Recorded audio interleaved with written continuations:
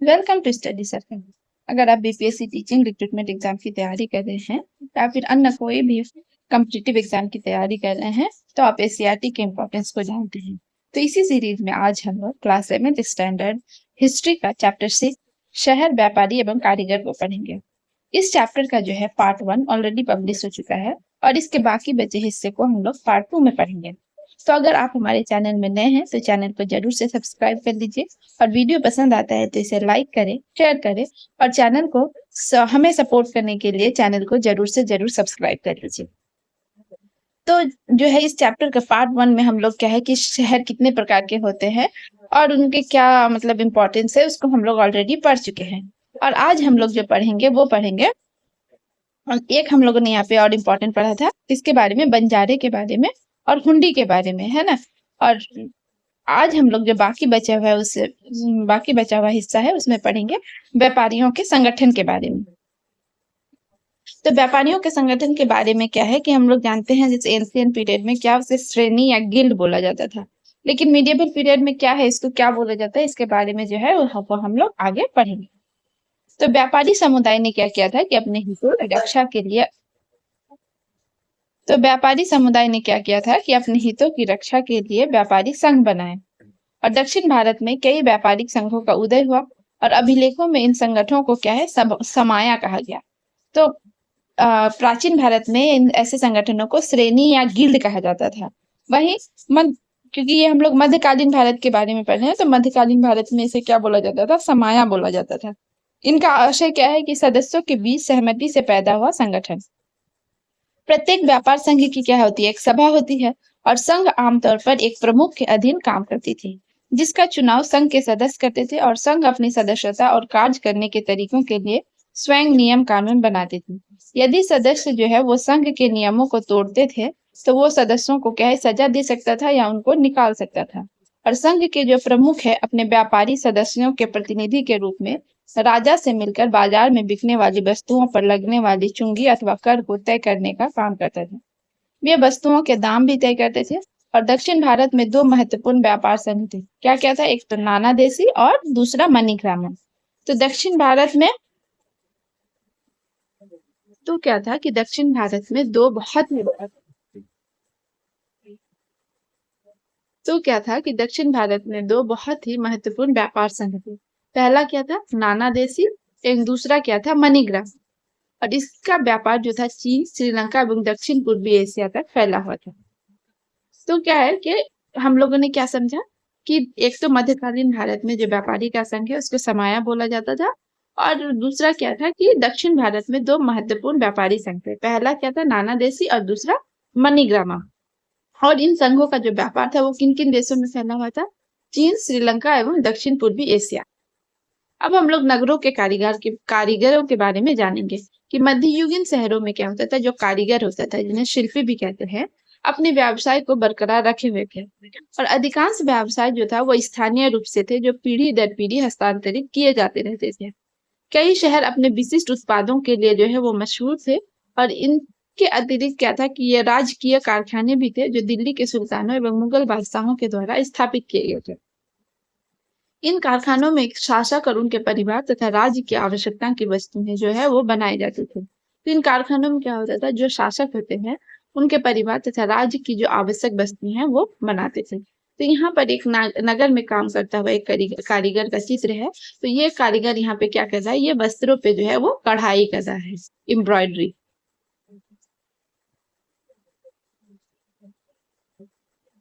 तो यहाँ एक कॉलम दिया हुआ है, इसमें क्या है कि एक फ्रांसीसी यात्री थे यानी फ्रेंच ट्रैवलर थे, उनका नाम क्या था, बर्नियर, फ्रांकोइस बर्नियर। तो ये 17वीं शताब्दी में भारत आए थे और उन्होंने जो देखा उनका वर्णन अपने शब्दों में किया। तो यहाँ पे लिखा हुआ है कि 17वीं शताब्दी में फ्रांसीसी यात्री बर्नियर मुगल राजधानी दिल्ली आया था और उसने कारखानों में जो है काम होते देखा। तो वो लिखता है कि गढ़ी के भीतर अनेक स्थानों पर बड़े बड़े कमरे देखे जा सकते थे जिन्हें कारखाने या कारीगरों की जो है कर्मशालाएं कहा जाता था। किसी एक कमरे में एक उस्ताद की निगरानी में कारीगर कशीदाकारी करने में लगे रहते थे, तो दूसरे कमरे में जो है स्वर्णकार, तीसरे कमरे में चित्रकार, चौथे में लाख की पॉलिश करने वाले, पांचवे में जाखिए, दर्जी, मोची, छठे में रेशम बनाने और कलावत का काम करने वाले, अर्थात ऐसे बारीक मलमल बनाने वाले जिन पर क्या है खूबसूरत कढ़ाई की जाती थी। तो कारीगर हर रोज सुबह क्या है अपनी अपनी कर्मशालाओं में आते और सारा दिन यहाँ काम करते हैं। शाम को अपने घर लौट जाते हैं। कशीदा करने वाला अपने बेटे को कशीदाकार और स्वर्णकार अपने बेटे को स्वर्णकार और शहर का जो हकीम था वो अपने बेटे को हकीम होने की प्रशिक्षण भी देता था। कोई भी अपने धंधे या व्यवसाय से बाहर विवाह संबंध भी स्थापित नहीं करता था और इस प्रथा का पालन करने में हिंदू और मुसलमान दोनों ही क्या है समान रूप से कट्टर है। बर्नियन जो है ये उन्होंने किस चीज के बारे में, जो मुगल कारखानों में काम करने वाले कारीगरों की सूची भी बनाई थी और उन्होंने इसके बारे में बहुत डिटेल्स में जो है वर्णन किया है अपने किताब में। तो भारत में क्या है कि वस्त्र निर्माण जो है वो प्राचीन काल से ही एक प्रमुख व्यवसाय था और ढाका का मलमल सारे संसार में जो है अपनी बारीकी के लिए प्रसिद्ध था। दक्षिण भारत में कांचीपुरम एवं मसूलीपट्टनम जो है सूती वस्त्र निर्माण के प्रमुख केंद्र थे। तो दक्षिण भारत जो था वहां पे क्या था, कांचीपुरम और मसूलीपट्टनम दो बहुत ही महत्वपूर्ण जगह थी जहाँ जो किसके लिए फेमस था, सूती वस्त्र के लिए फेमस था। और जो बांग्लादेश में ढाका है, तो ढाका का मलमल क्या है, ढाका का मलमल पूरे संसार में वो विश्व विख्यात। कुछ कुछ मलमल जो है वो लखनऊ में भी बनाया जाता था। खंभात में क्या होता था, रेशमी कपड़े की मांग बहुत अधिक थी। खंभात गुजरात में है और खंभात की खाड़ी के पास एक शहर है। वहां पे क्या है, रेशमी कपड़े की मांग जो है बहुत अधिक थी और अलाउद्दीन खिलजी ने क्या किया, उसकी बिक्री को नियंत्रित, इतनी ज्यादा डिमांड थी कि अलाउद्दीन खिलजी को उसकी बिक्री नियंत्रित करनी पड़ी। कश्मीर जो है वो ऊनी शॉल के लिए फेमस है जो कि अभी भी है। और बर्तनों पर सोने चांदी के सुंदर जड़ाऊ काम के लिए बिदर प्रसिद्ध है। बिदर कहाँ है, कर्नाटक में है। और पांचाल समुदाय था। पांचाल समुदाय में कौन आता है, जिसमें सुनार, कसेरे, लोहार, राजमिस्त्री, बढ़ाए, ये सब जो लोग हैं ये पांचाल समुदाय में शामिल होते थे। तो ये क्या है, मंदिरों, राजमहल, भवनों के निर्माण में अपनी महत्वपूर्ण भूमिका अदा करते थे। और कांस्य की बनी जो चोलकालीन मूर्तियां थी, उनकी कारीगरी जो थी वो चोलकालीन मूर्तियों में जो है कारीगरों की कारीगरी जो है उनका उत्कृष्ट नमूना है। और चोल कांस्य मूर्तियां जो है वो लुप्त मोम विधि से बनाई जाती थी। तो चोल में जो है कांस्य की मूर्तियां जो है, जो हम लोग नटराज की मूर्ति और भी बहुत सारी जो मूर्तियां देखते हैं, तो वो किस विधि से बनाई जाती थी, वो लुप्त मोम विधि से बनाई जाती थी। तो लुप्त मोम विधि क्या होता है, तो उसके बारे में हम लोग पढ़ेंगे। तो जो लुप्त मोम टेक्निक है वो क्या है, इस टेक्निक के अंतर्गत क्या होता था कि मोम की जो है एक मूर्ति बनाई जाती थी। सबसे पहले क्या है कि मोम की एक मूर्ति बनाई जाती थी और इसके ऊपर फिर क्या है, मिट्टी की परत चढ़ाई जाती थी और इसके बाद इसे सूखने के लिए छोड़ दिया जाता था। और सूखने के बाद उसे क्या है कि गर्म किया जाता था, जिससे मोम पिघल जाता था और सांचा जो है वो रह जाता था। और सांचे में पिघली हुई धातु भर दिया जाता था और धातु जब ठंडी होकर जब ठोस हो जाती तो मिट्टी को सावधानी से हटा दिया जाता और उसमें से निकली मूर्ति को पॉलिश कर चमका दिया जाता। तो ये नटराज शिव की जो है वो कांस्य प्रतिमा है और ये क्या है, लुप्त मोम टेक्निक से बनाया गया है। तो इसके बारे में हम लोग क्या समझे कि पहले जो है कि मोम से कोई मूर्ति बनाई जाती थी, मोम से कोई मूर्ति बनाई गई और उसके ऊपर फिर क्या है कि मिट्टी का लेप चढ़ा दिया जाता था। फिर उसको अच्छे से सुखा दिया जाता था और सुखाने के बाद उसको गर्म किया जाता था, जिससे क्या है कि मोम जो है वो पिघल जाता था और मिट्टी का जो सांचा, वो ऊपर जो मिट्टी लगी थी वो एक सांचे के रूप में रह जाता था। फिर उसके अंदर जो है कोई धातु डाल के, खासकर कांसे, जो कांसा का वो बनाया जाता था मूर्ति वगैरह, तो कांसा उसमें डालकर फिर जब वो कांसा ढल जाता था तो उसमें क्या है, उसको अच्छे से मिट्टी का जो ऊपर का जो है मिट्टी का सांचा उसको हटा दिया जाता था। बीच में जो है वो मूर्ति बच जाती थी और उसको पॉलिश करके उसको बाद में चमका दिया जाता था। तो ये क्या था, लुप्त मोम टेक्निक थी या विधि थी। और ये जो है बहुत ही ज्यादा चोलकालीन मंदिरों में इस्तेमाल किया गया है। यूरोप के देश जो थे वो क्या है, व्यापारिक उद्देश्य से भारत के मसालों एवं कपड़ों की तलाश में लगे हुए थे। 1498 ईस्वी में पुर्तगाल के निवासी जो थे वास्को डी गामा, उन्होंने आशा अंतरिक्ष की यात्रा करते हुए कालीकट पहुंचा। तो ये तो वेल नॉन है कि 1498 में पुर्तगाल का एक निवासी था वास्को डी गामा और वो आशा अंतरिक्ष होते होते हुए वो भारत के कालीकट तक पहुंचा था। पुर्तगाल भारत में व्यापारिक पैठ जमाने वाला पहला यूरोपीय देश था और पुर्तगाल ने अपने मजबूत एवं श्रेष्ठ जहाजी शक्ति का इस्तेमाल कर हिंद महासागर से लाल सागर के समुद्री मार्ग पर एकाधिकार जमा लिया था। पुर्तगाल व्यापारियों ने भारत के तटीय क्षेत्र, जिसमें कौन कौन से तटीय क्षेत्र आते थे, जिसमें गोवा, कालीकट, कोचीन, हुगली, मइलापुर। तो इन जगहों पर तो उन्होंने क्या है कि अपने नौसैनिक अड्डे भी स्थापित कर लिए थे। कौन-कौन से? गोवा, कालीकट, कोचीन, हुगली और मइलापुर। काली मिर्च, नील, शोरा, सूती कपड़े, घोड़े उनके व्यापार की मुख्य वस्तु थी। उन्होंने अपने व्यापारिक एकाधिकार को बनाए रखने के लिए कार्ड्स यानी पारपत्र, कार्ड्स एक काइंड ऑफ जैसे हम लोग इसमें जब फरमान के बारे में पढ़ते हैं, मुगल बादशाह फारूकसियन ने दिया था ईस्ट इंडिया कंपनी को, उसी तरह क्या है कि वो अपने पुर्तगीज जो थे, वो पुर्तगीज जो अपने जो उनके शासक थे, राजा थे, उनसे जो है कार्ड्स लेकर आते थे। तो उन्होंने कार्ड्स जो है जारी करने की व्यवस्था प्रारंभ की। ये काइंड ऑफ ये क्या था, एक परमिशन था, परमिटेड पेपर था कि उससे उसको व्यापार करने का परमिशन मिल जाता था। और ये एशियाई समुद्र में जहाजों के आने जाने के लिए एक प्रकार का आज्ञा पत्र था। तो यहाँ पे है, कहाँ पे? एशियाई समुद्र में क्या है कि आने जाने के लिए या व्यापार करने का जो है एक प्रकार का आज्ञा पत्र था। और इसके ना होने पर माल लूटकर जहाज को जब्त कर लिया जाता था। अगर किसी के पास कार्ड नहीं है तो वो उसको एक तरह से इलीगल समझा जाता था, और अगर वो किसी के पास नहीं है तो उसके जहाज को लूट लिया जाता था और उसको जब्त कर लिया जाता था। आज्ञा पत्र कार्ड देने के बदले एक निश्चित धनराशि भी ली जाती थी। और आज्ञा पत्र लेने के लिए या कार्ड जो है वो लेने के लिए जो जहाज के मालिक होते थे उनको एक धनराशि देना पड़ता था। तो हिंद महासागर में जो व्यापार होता था उसका यहाँ पे मैप दिया हुआ है कि किस तरह से जो है वहां पे व्यापार होता था। तो भारत है, भारत की क्या है कि यहाँ पे दीव, गोवा, मंगलुरु, कोचीन और जो है ये इसके जो है ये दक्षिण पश्चिम साइड है, और दक्षिण पूर्व में मछलीपट्टनम, मद्रास, ये जो है प्रमुख व्यापारिक केंद्र थे।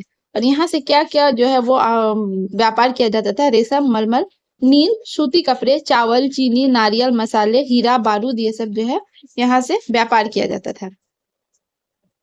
तो ये जो ब्लैक ब्लैक है वो जहाँ जितना भी जगह पे दिख रहा है, ये यहाँ पे जो है ओरमुज और मस्कट का बंदरगाह है, यहाँ पे मोजाम्बिक है। तो और यहाँ पे जो है इंडोनेशिया का एक शहर है। तो यहाँ पे जो है ये सब पुर्तगालियों का जो है वो किला बना हुआ था। और वहीं जो ये प्लेन डॉट है, जैसे कि यहाँ पे मंगलोर है, कोचीन है, मकाओ है यहाँ पे, और मोदासा और जंजीबार है। तो ये सब जो अन्य बंदरगाह थे उसमें जो दूसरे यूरोपियन कंट्रीज है वो व्यापार करते थे। यहाँ पे जापान का जो है नागासाकी के बारे में दिखाया गया है, जहाँ से चांदी और तांबा का व्यापार होता था। अन्य यूरोपीय देशों में कौन कौन से देश आते थे? जैसे इंग्लैंड, हॉलैंड, फ्रांस, ये सब जो देश आते थे। तो 17वीं शताब्दी में यूरोप के अन्य देशों में क्या है कि जैसे इंग्लैंड, हॉलैंड और फ्रांस। तो हॉलैंड का जो है अभी नाम चेंज होकर कौन सा देश, उसको देश के नाम से जाना जाता है वो आप बताएंगे। हॉलैंड के लोगों को डच नाम से जाना जाता है। तो भारत ने क्या है कि उन लोगों ने क्या है कि अन्य यूरोपियन देशों ने के व्यापारियों ने भारत के साथ व्यापार करने के लिए ईस्ट इंडिया कंपनी बनाई। और इन यूरोपीय कंपनियों ने व्यापार की सुविधा के लिए भारत के विभिन्न शहरों एवं तटीय इलाकों में जो है कोठी या गोदाम की स्थापना की। व्यापारिक कोठियों की स्थापना के लिए उन्हें भारतीय शासकों की जो है वो अनुमति लेनी पड़ती थी। और यूरोपीय कंपनी के व्यापार के प्रसार से पुर्तगालियों के व्यापारिक क्रियाकलाप जो है वो कम होने लगे थे। तो ईस्ट इंडिया कंपनी क्या होती थी यहाँ पे? तो ईस्ट इंडिया कंपनी क्या थी कि इसके अंतर्गत कई व्यापारी एक साथ मिलकर साझेदारी में कंपनी बनाते थे, और किसी भी व्यापारिक गतिविधि से जुड़े लाभ हानि में या क्या होते थे, बराबर के साझेदार होते थे। तो यूरोपीय कंपनी के व्यापार के प्रसार से क्या है कि पुर्तगालियों के व्यापारिक क्रियाकलाप जो है वो कम होने लगे, और यूरोपीय कंपनियां अपने व्यापारिक स्वार्थ के लिए आपस में संघर्ष करने लगी। उन्हें भारतीय शासकों एवं व्यापारियों से भी जो है वो मुकाबला करना पड़ता था। अंततः इस संघर्ष में जो है अंग्रेजी ईस्ट इंडिया कंपनी जो थे वो सफल रही, मतलब आगे बढ़ गई, और भारत में सर्वाधिक सफल राजनीतिक एवं वाणिज्यिक शक्ति के रूप में उभर कर सामने आई। यूरोपीय व्यापारियों के आगमन के बाद यूरोप के देशों में जो है भारतीय सूती कपड़े की मांग में तेजी आई, और अधिक से अधिक लोगों ने जो है वस्त्र निर्माण से संबंधित कार्य, कताई, बुनाई, धुलाई आदि व्यवसाय को अपना लिया था। तो यूरोपीय व्यापारी जब भारत आए तो क्या है कि यूरोप के देशों में भारतीय सूती कपड़ों की जो डिमांड थी वो बहुत ज्यादा बढ़ गई थी। तो उससे क्या होता था कि जब बिजनेस जब बहुत ज्यादा फल फूल गया था, बढ़ गया था, तो भारत के क्या है कि अधिक से अधिक लोगों ने वस्त्र निर्माण से संबंधित काम करना शुरू कर दिया था। वस्त्र निर्माण से संबंधित कार्यों में कौन कौन से कार्य आते थे? तो सबसे पहले तो कताई होती थी, फिर बुनाई होती थी, धुलाई होती थी। ये सारे जो है वस्त्र निर्माण के ही कामों में आता है। लेकिन इस काल में जो है दस्तकारों की जो है स्वतंत्रता घटने लगी थी। लेकिन यूरोपीय व्यापारी के आने से जो दस्तकार होते थे, उनकी संख्या जो है वो बहुत घटने लगी थी। तो दस्तकार कौन होते थे? एक तो कारीगर होता था और कारीगरों के ऊपर जो छोटे बिज़नेसमैन होते थे, उनको क्या कहा जाता है? दस्तकार कहा जाता है। जो कारीगरों से जो थोड़े बड़े कारीगर होते थे, उनको दस्तकार कहा जाता था। तो यूरोपीय कंपनियां भारत के दस्तकारों या कारीगरों को क्या है कि अग्रिम राशि देती थी तथा उनसे उन्हीं वस्तुओं का जो है उत्पादन करवाती थी जिनकी मांग यूरोप देशों में अधिक थी। और इस काल में भारतीय व्यापारी यूरोपीय कंपनियों के एजेंट के रूप में काम करते थे और इसे क्या है कि दादनी व्यवस्था कहते थे। तो यूरोपियों ने जो क्या किया यहाँ पे कि उनको तो आता नहीं था, है ना? उनको माल चाहिए था, तो ये क्या करते थे, दस्तकारों को क्या है पहले कुछ जो है अग्रिम राशि दे देती थी, यानी कि उनको ऑर्डर के रूप में जो है पहले ही कुछ राशि जो है या पैसा उनको दे देती थी। फिर वो क्या करती थी, उनसे उन्हीं वस्तुओं का उत्पादन करती थी जिनकी उन्हें ज़रूरत थी या फिर जिनकी जो है डिमांड यूरोप में ज़्यादा थी। अब जो दस्तकार होते थे, वो क्या करते थे, अपने अंडर में बहुत सारे कारीगरों को रखते थे और वो क्या करते थे कि वो ही चीज़ का उत्पादन करते थे जिनका डिमांड उनसे किया जाता था। और इन सब के लिए जो एजेंट के रूप में भारतीय व्यापारी ही जो है काम करते थे और इस प्रोसेस को जो है दादनी व्यवस्था कहा गया। शहरों के बदलते स्वरूप के बारे में पढ़ेंगे कि जब अंग्रेजी ईस्ट इंडिया कंपनी आई, तो ये बहुत क्या है कि ऑब्वियस बात है कि जो नए लोग कहीं पे भी आएंगे तो वो क्या है, और जब ये बहुत ज्यादा सफल हो गया और उनका जो है वर्चस्व बढ़ने लगा, तो उनका क्या है कि धीरे धीरे शहरों पे भी प्रभाव दिखने लगा और शहर का जो है स्वरूप बदलने लगा। तो उसी के बारे में पढ़ेंगे कि कैसे उनका स्वरूप बदला। अंग्रेजी ईस्ट इंडिया कंपनी ने अपनी व्यापारिक गतिविधियों को संचालित करने के लिए कलकत्ता, मद्रास, बम्बई में जो है कोठियों का निर्माण किया। यहाँ आयात निर्यात किए जाने वाले वस्तुओं को रखा जाता था और कोठियों में कंपनी के दफ्तर एवं कर्मचारियों के लिए आवास भी बने होते थे। सुरक्षा के लिए कोठियों की क्या है जो घेराबंदी की जाती थी और किलेबंद कोठियों के बाहर भारतीय व्यापारियों, दस्तकारों एवं शिल्पकारों को बसाया गया जो कंपनी के लिए व्यापारिक वस्तुओं का उत्पादन करते थे। इसी प्रकार 18वीं शताब्दी में कलकत्ता, मद्रास, बम्बई जो है बड़े शहरी केंद्र के रूप में उभरे जो आज भारत के प्रमुख महानगर है। तो यहाँ पे देख सकते हैं कि कोलकाता स्थित अंग्रेजी ईस्ट इंडिया कंपनी की व्यापारिक कोठी है ना, जिसे क्या है कि फोर्ट विलियम जो है वो बनाया गया था। तो ये फोर्ट विलियम का चित्र है। तो क्या समझे यहाँ पे कि जो अंग्रेजी ईस्ट इंडिया कंपनी का है कि अपना व्यापारिक जो है उनका गतिविधि जब बहुत ज्यादा बढ़ गया, तो उनको मैनेज करने के लिए क्या है कि उनको यहाँ रहना पड़ेगा। और जब वो लोग यहाँ पे रहना शुरू हुए तो उन्होंने क्या है कि बड़े बड़े कोठियों का निर्माण किया। और कोठी के में क्या होता था कि जो ऑफिसर्स होते थे उनके रहने के लिए क्या है अलग जगह होती थी। उनके साथ साथ ही जो भारतीय दस्तकार जो लोग हैं उनको भी उन कोठियों के आसपास बसाया गया और उनके लिए भी क्या है रहने का जो है जो है उनके कोठियों के अंदर जो है इंतजाम किया गया। और उन कोठियों को क्या है कि बड़े-बड़े जो है बाहर बाउंड्री वॉल से घेरा गया।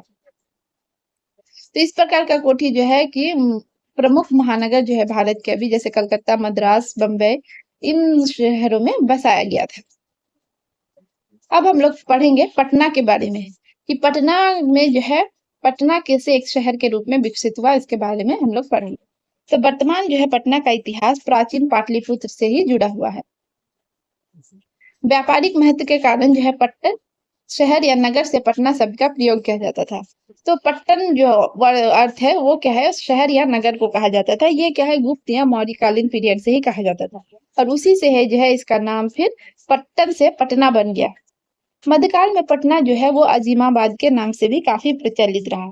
तो पटना को जो है जब मध्यकालीन भारत में अजीमाबाद के नाम से भी जाना गया और अन्य मध्यकालीन नगरों के समान पटना जो है वो दीवारों से घिरा था जिसमें क्या है जो कई छोटे बड़े दरवाजे लगे थे।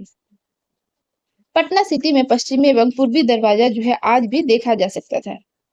तो पटना सिटी में क्या है कि उसके पश्चिम एवं पूर्वी साइड में दो दरवाजे अभी भी लगे हुए हैं और उनको आज भी देखा जा सकता है।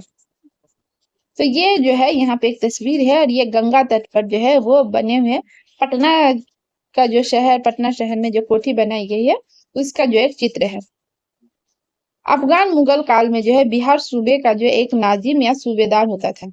जो अफगान मुगल काल यानी कि जो शेरशाह सूरी का जो पीरियड था और उसके कुछ आसपास का जो टाइम पीरियड था उसमें क्या है कि बिहार सूबे का एक नाजिम या सूबेदार होता था और फिर उसके बाद 1704 ईस्वी में औरंगजेब का पोता अजीमुद्दीन जो था वो बिहार का सूबेदार बना।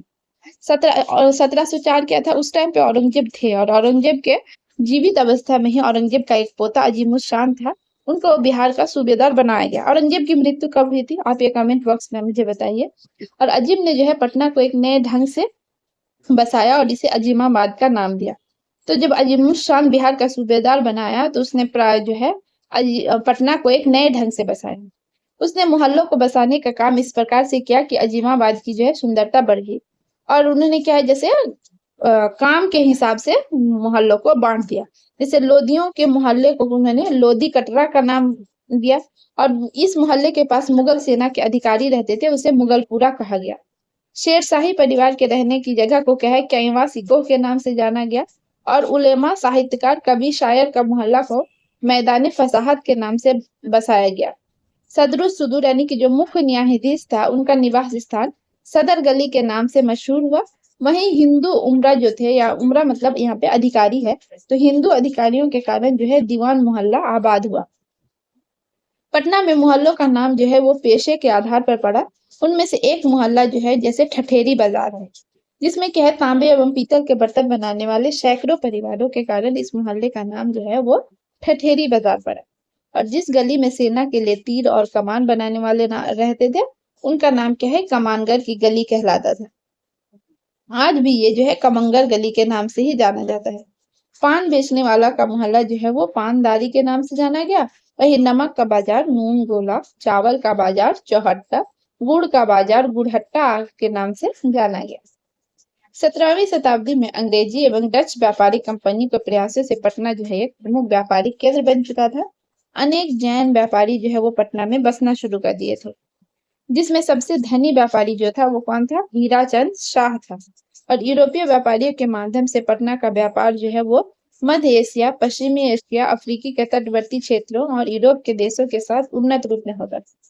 यूरोप के व्यापारियों की अभिरुचि जो है वो सूती वस्त्र, नील एवं शोरे की प्राप्ति में थी। और अंग्रेजों द्वारा जो है वो पटना सिटी के जो है गुलजारबाग मोहल्ले में गंगा नदी के किनारे एक व्यापारी कोठी थी, जिनको क्या है कि 1020 ईस्वी में,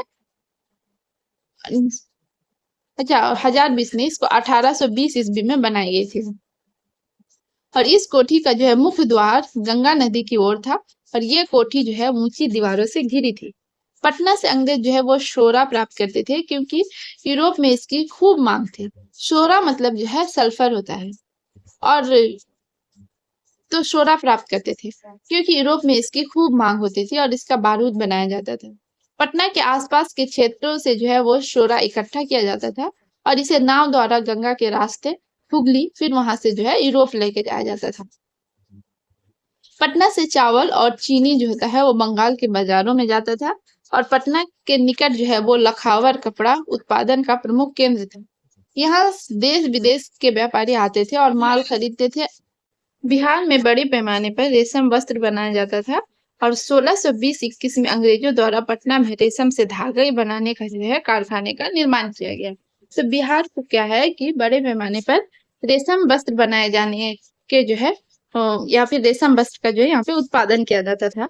तो हम लोग कहेंगे कि अभी भी जो है भागलपुर जो है बिहार में है, उसे सिल्क सिटी या रेशम शहर के नाम से जाना जाता है। तो 1620-21 में अंग्रेजों द्वारा जो है वो रेशम का जो है कारखाना यहाँ पे बैठाया गया था।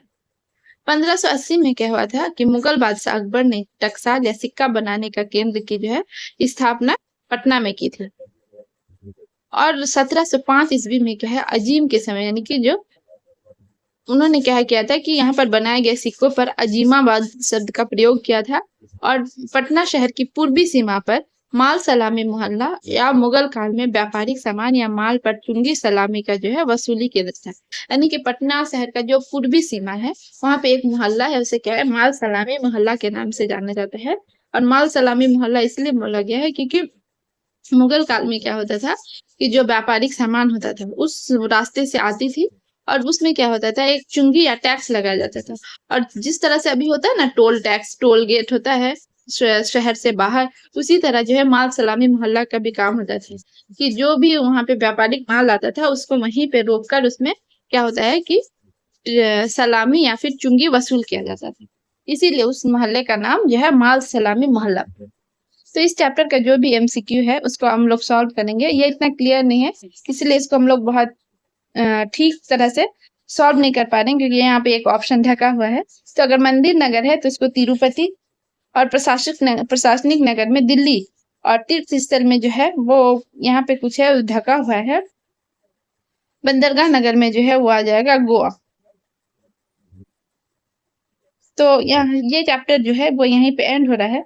अगर आपको ये वीडियो पसंद आता है तो इसे लाइक करें, शेयर करें, और जो है हमारे चैनल को जरूर से जरूर सब्सक्राइब कर लीजिए। इस चैनल में जो है ऑलरेडी क्लास 6 स्टैंडर्ड से लेके क्लास 12 स्टैंडर्ड के जो है हिस्ट्री, ज्योग्राफी और पॉलिटिकल साइंस का बहुत सारे वीडियो अपलोड किए गए हैं। आप जाके चैनल के प्लेलिस्ट में चेक कर सकते हैं। हमें सपोर्ट करने के लिए चैनल को जरूर से जरूर सब्सक्राइब कर लीजिए। वीडियो देखने के लिए आपका बहुत बहुत धन्यवाद।